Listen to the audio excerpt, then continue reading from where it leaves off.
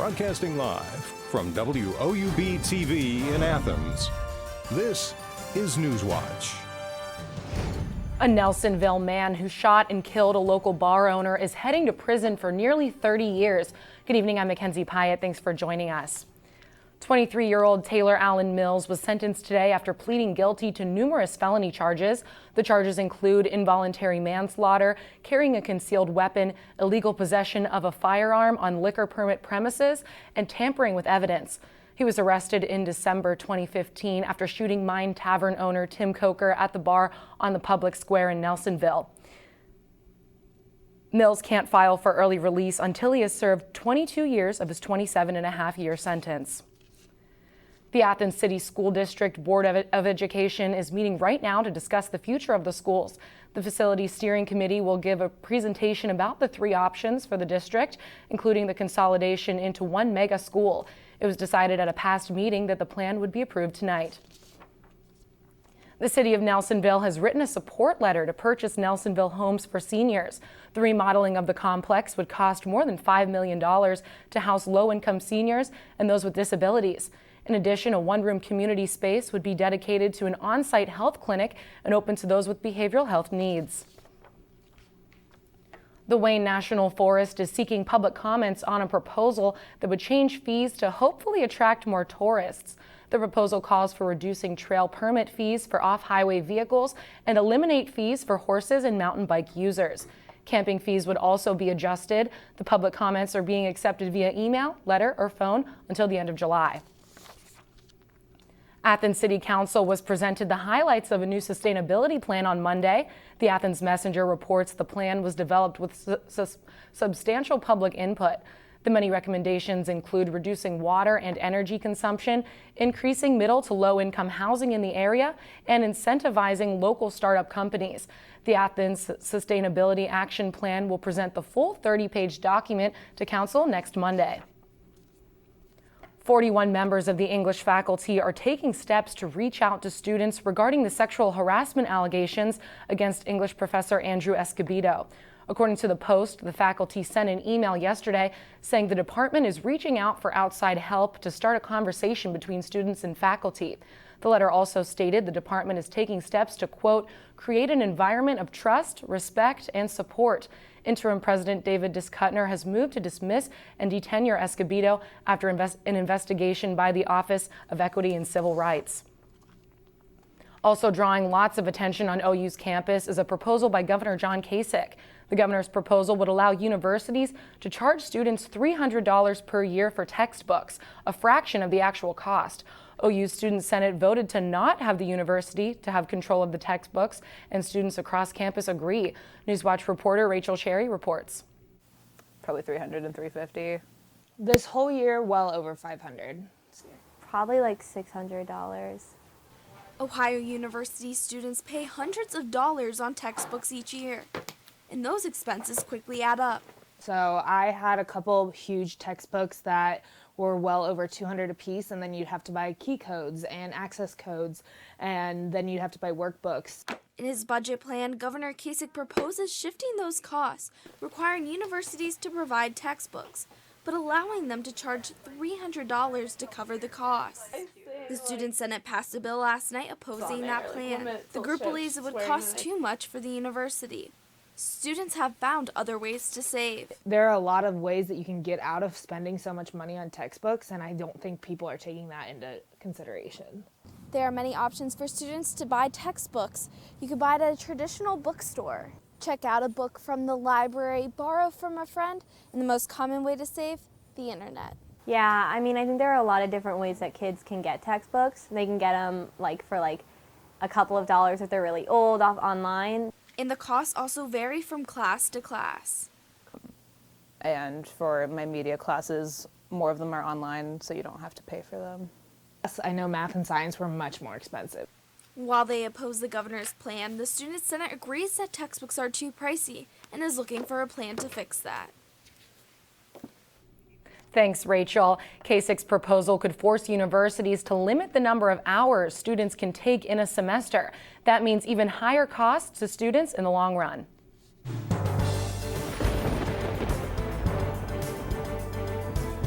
Welcome to the Newswatch Weather Center. I'm Jenny Gracke. For the past week, we've been seeing temperatures in like the 50s and the 60s, you know, the nice, comfortable weather. Now, the kind of temperature that we've been feeling for the past couple of days are kind of like a slap in the face. I mean, currently in Athens, we're at 41 degrees under mostly cloudy skies, and the sun does help a little, but not tremendously. And looking around the region, we see the same thing with temperatures in the low 40s pretty much, with 40s, 41 degrees around. And again, with the sun, it kind of helps, but with the wind and the gust, maybe up to 20 miles an hour at times, it is cooler. And as we can see going through the night, temps will dip down to the lower 20s. So if you're going out, please bundle up because it will be cooler than what it has been in the past week. Thanks, Jenny.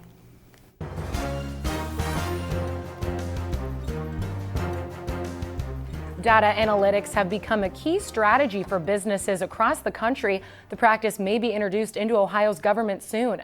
Currently, 120 institutions collect and store their data in 1,600 separate systems. Governor Kasich wants to restructure Ohio's agencies so the data is streamlined into central locations. Kasich's administration says the change could help in finding solutions for infant mortality and opiate addiction, among other things. The state Supreme Court and the regional jail system will now ensure that inmates pay their court-ordered fines and fees. The Department of Military Affairs and Public Safety announced the agreement today. It will allow the regional jail and correctional facility authority to check whether new inmates owe court costs.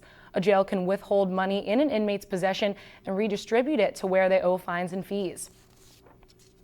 West Virginia University School of Nursing and Attorney General Patrick Morrisey are starting a drug abuse prevention program with 8th graders.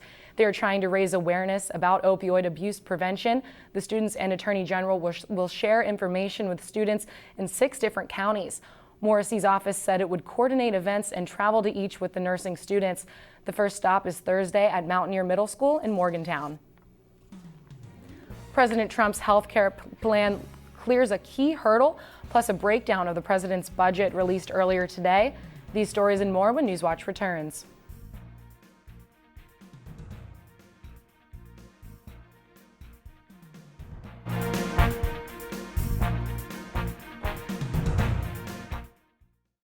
University students really have a huge sense of pride in our campus, in our school, and in our education. People don't come to Ohio just to go to college. They come here to become a Bobcat. It's a really unique atmosphere. Bobcat pride is having that natural camaraderie. Bobcats are just happy to be Bobcats.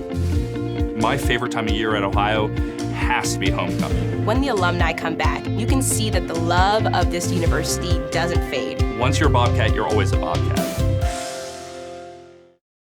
The student body here at Ohio University absolutely is a family. The students support one another. You become this unit, this big, friendly family unit. There's this connectedness. You feel a part of something. Driving in on the highway and just seeing the red bricks and the trees again, it's just like coming back home. There's great students, great professors. You just walk around campus and think, oh my gosh, I can't believe I go here. I feel like I matter in the community, and I feel like I matter here at Ohio University. It's home. Athens is home. I knew that I wanted to come to Ohio University from the very first time I visited here. There's something about the campus that grabs you. It was really comforting. Very welcoming. It's one thing to write down your name and your GPA and that kind of stuff and send it in. It's another thing entirely to be here and see how great it is. The campus here is just electric. Absolutely gorgeous. Everything just looked really college-like. I looked at my mom and I said, this is it. And she said, the tour's just started. I said, no, you don't understand. This is it.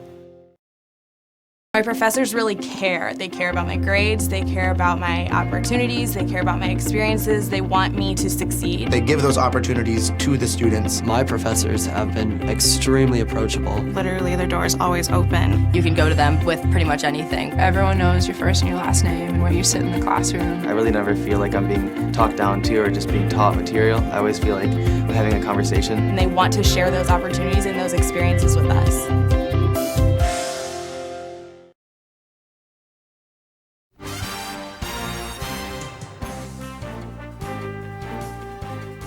President Trump's first budget proposal is released. one that would cut off or reduce funding for several agencies while increasing the budget for defense and homeland security and veterans affairs. So what is the president proposing, and how likely is Congress to accept his budget ideas? Diane Gallagher breaks it all down from Washington. We are proposing a budget that will shrink the bloated federal bureaucracy, and I mean bloated, while protecting our national security. And in Trump's $1.1 trillion budget blueprint, that equals a big boost to defense spending to the tune of an additional $54 billion. Now, to offset that, the president is proposing major cuts to the EPA, Departments of State, Agriculture, and Labor, among others. There are proposed reductions to virtually every single non-defense agency, with recommendations to drastically cut or eliminate all federal funding for dozens of agencies and programs. Now, members of the president's cabinet lauded the blueprint despite deep cuts to their own departments. I think clearly the level of spending that the State Department has been undertaking in the past, and particularly in this past year, is simply not sustainable. But back in 2013, CENTCOM Commander James Mattis, now President Trump's defense secretary, went on record saying slashes at state could make the DoD's job even tougher. You don't fund the State Department fully, then I need to buy more ammunition, ultimately. Now, as expected, the proposal garnered sharp rebuke from Democrats. I can't see how this budget can survive the light of day. With Republicans like Speaker Paul Ryan stressing that it's just a proposal right now. When a president submits a budget, that is the beginning of the budget process. In Washington, Diane Gallagher. Lawmakers will have the final say on Trump's proposal in the budget process. The Republican proposal to repeal and replace Obamacare cleared a key procedural hurdle today. Members of the House Budget Committee voted in favor of the measure supported by President Trump and the GOP leadership. 3 conservative Republicans, Mark Sanford of South Carolina, Dave Bratt of Virginia, and Gary Palmer of Alabama, voted against the measure. All 14 Democrats also voted against it. That wasn't enough to top the 19 Republicans who supported the bill. The committee held the vote at the beginning of the meeting instead of allowing all members to speak before the vote. The legislation now moves to the House Rules Committee. President Trump's revised travel ban gets a double blow yesterday, just hours before it was supposed to go into effect. A federal judge in Hawaii temporarily blocked the immigration and travel ban on citizens from 6 Muslim-majority countries. A second ruling in Maryland blocked parts of the executive order. This ruling, which applies nationwide, means travelers from 6 Muslim-majority countries and refugees will be able to travel to the U.S. Hawaii State Attorney General Doug Chin says the decision is all about checks and balances. Ultimately, what I think the public needs to understand is that this is what the checks and balances system is all about. That the president might make certain decisions, but the way our government works, then we also need to be able to also take our own steps to be able to check and balance out that whole process. We're going to fight this terrible ruling. We're going to take our case as far as it needs to go, including all the way up to the Supreme Court. We're going to win.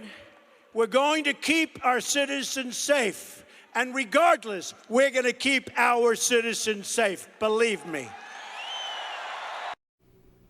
President Trump said this decision will be appealed, and he may just go through the courts with his original more straight travel ban. On Wall Street today, stocks varied across the board. Here's a look at stocks of local interest.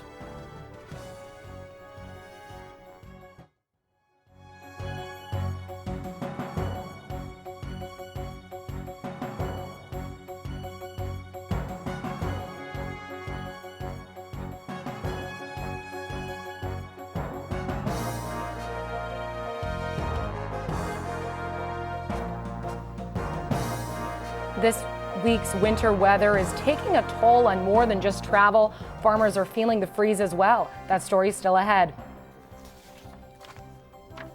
Last time we will see winter temperatures.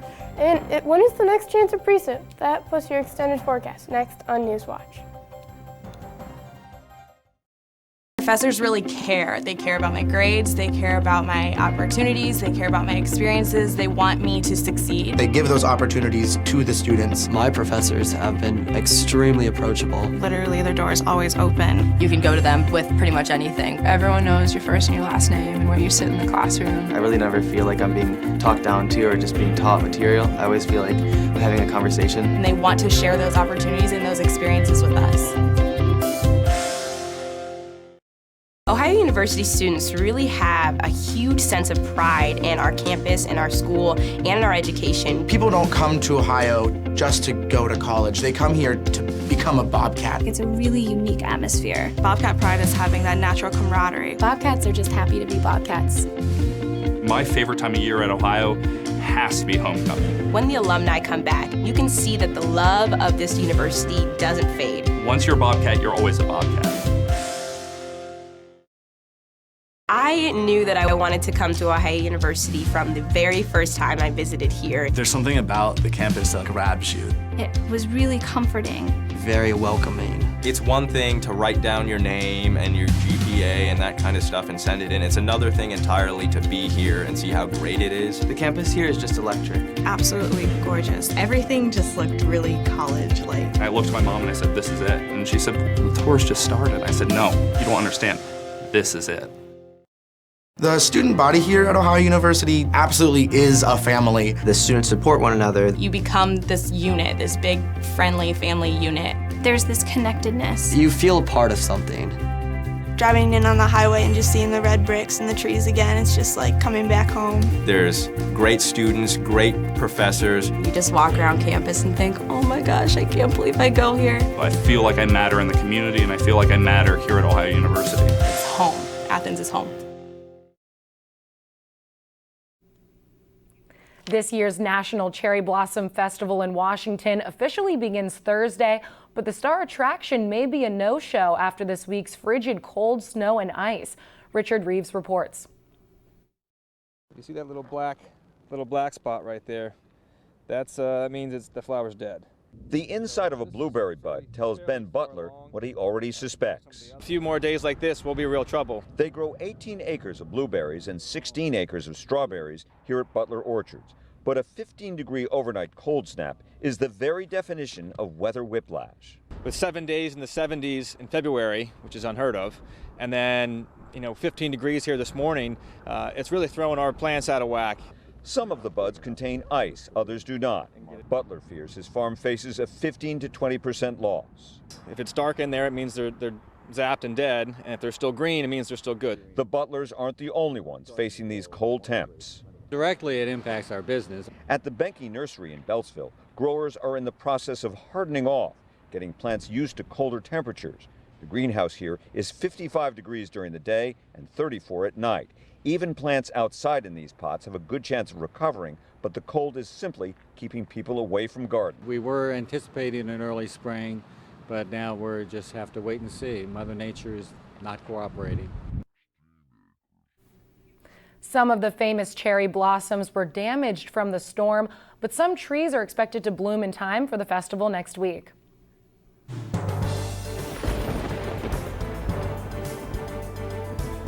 Welcome back to the Newswatch Weather Center. I'm Jenny Gracke. Yeah, this new winter blast is affecting us all, and it's not very nice. I mean, currently here in Athens, we're at 41 degrees, which is definitely much cooler than what we are used to. But the sun is helping a little bit, but the winds aren't, with the wind west at 13 miles an hour. Looking around the region, we see they're pretty similar in temps, which 41 here in Marietta, and as well down in Ironton and Ripley. We were below average. Normally we haven't been saying that much very recently, but we see our normal is around 50, and we only reached a high of 40 degrees today. Our low is right around normal for this time of year, which at least is a little better than the 40-degree lows that we have been seeing previously. Going throughout the night, we see temps will go down into the low 20s under clear skies, so it will definitely be chilly, especially with the clear nights, because then the heat will be able to escape, with a low bottoming out at 19 degrees, with winds out of the west at 5 to 10 miles an hour. going throughout the night, we see 18 is the lowest reading for tonight for our low down here in Ironton, with warmest around 23 in Columbus, which the entire region will be around clear skies. But as you can see, we have a high pressure around the region currently, but you can see this pesky little low that is starting to form over in the Central Plains. That will move east, bringing us the next chance of precip tomorrow, which may affect your evening commute. Later, I'll mention that a little later. Going to the bus stop tomorrow, it will be 20 degrees, so you would definitely need to brush off the dust of that winter coat that you might have been storing in the back of your closet, because it will be definitely pretty chilly. Clouds will be increasing as we go throughout the day, and as well as rain chances. So your morning commute will be dry around 20 degrees, but as we go throughout the day, temps will increase about 40 degrees, but we will see the rain chances increase. It may start out as snow depending on when we hit freezing, but whenever we get warmer than freezing, it will transition back over to rain, so it may be a little slick if you go out to lunch tomorrow. But we will reach around mid-40s for highs around the region, with 47 in Ironton with rain showers throughout the day. Going through your week ahead, we will see rain chances Friday, and then a cold front will come through on Saturday from behind the low, which will cool us a little bit on Sunday, but it will clear us out for your weekend. But if you don't feel like going out, you can go ahead and enjoy March Madness. Speaking of March Madness, over to Kelly with sports. Good evening, everyone. I'm Kellyanne States. It's March, and you know what that means. The mecca of college basketball is here. March Madness. If you didn't get to catch the madness that's been happening all day, stay tuned to see how West Virginia did in the first round. And high school basketball is heating up as well. Benton County is facing an opponent that knocked them out of the race for the regional title last year. Up next on Newswatch, stay tuned to WOUB. Here's a look at what's coming up tonight on your public television station.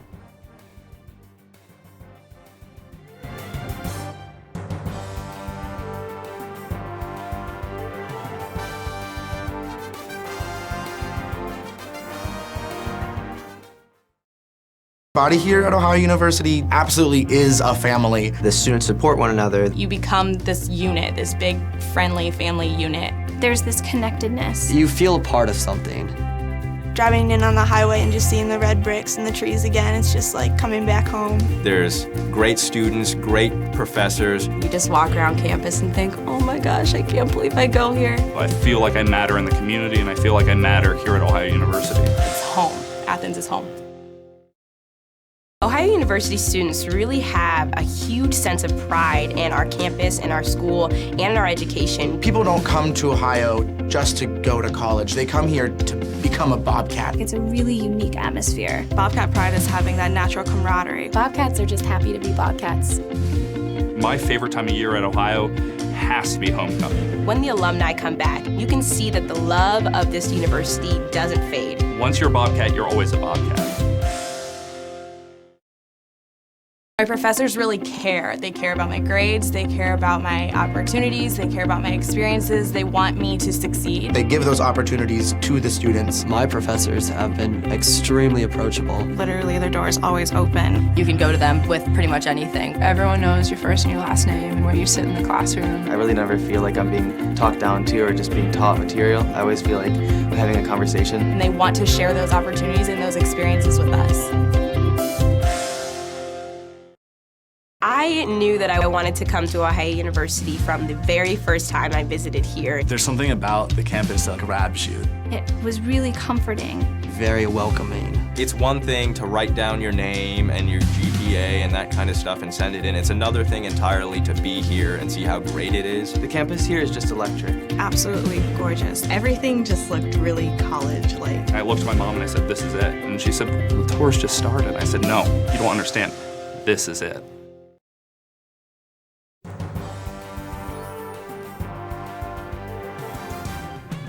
Hey, welcome back. I'm Kellyanne States. First round of March Madness was in full effect today, and in the Western Conference, West Virginia faced Bucknell. It was a pretty close game, but number 4 seeded West Virginia took the win, beating 13 seeded Bucknell 86-80.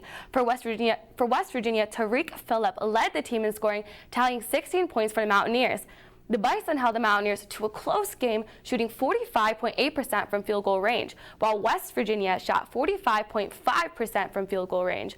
But West Virginia outshot Bucknell from three-point range, shooting 45.5% from beyond the arc, versus Bucknell, who shot 45%. Tight gap, only 0.5% from each other.